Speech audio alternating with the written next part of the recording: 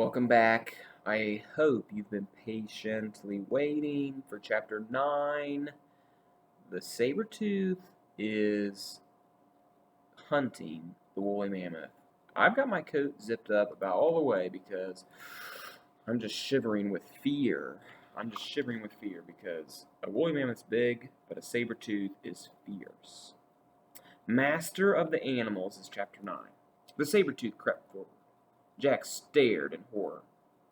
"Play the flute," whispered Annie. "Is she crazy?" Jack thought. "Try," said Annie. Jack held the mammoth bone flute to his lips. He blew. The flute made a strange sound. The tiger froze. He glared at Jack.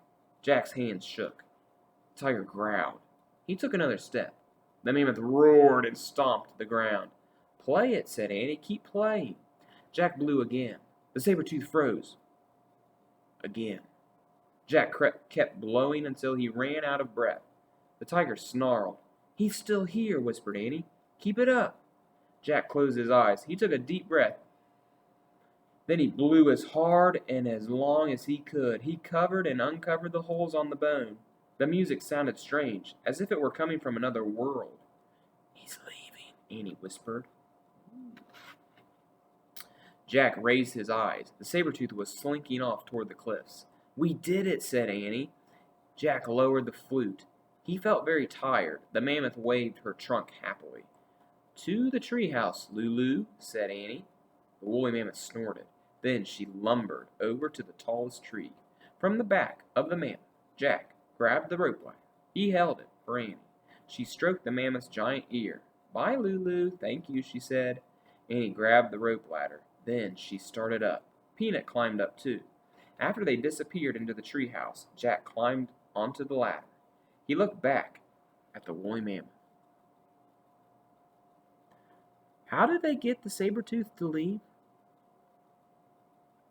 Yep, Jack played the flute that the sorcerer gave him.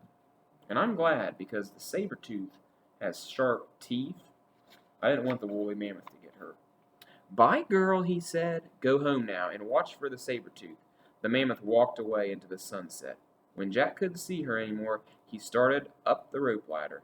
He pulled himself into the treehouse. "Ta-da!" said Annie. She handed the Pennsylvania book to Jack. Jack smiled. Now he was positive they had found the third M thing. Their mission was complete. "Before we leave, we have to give our coats back," said Annie.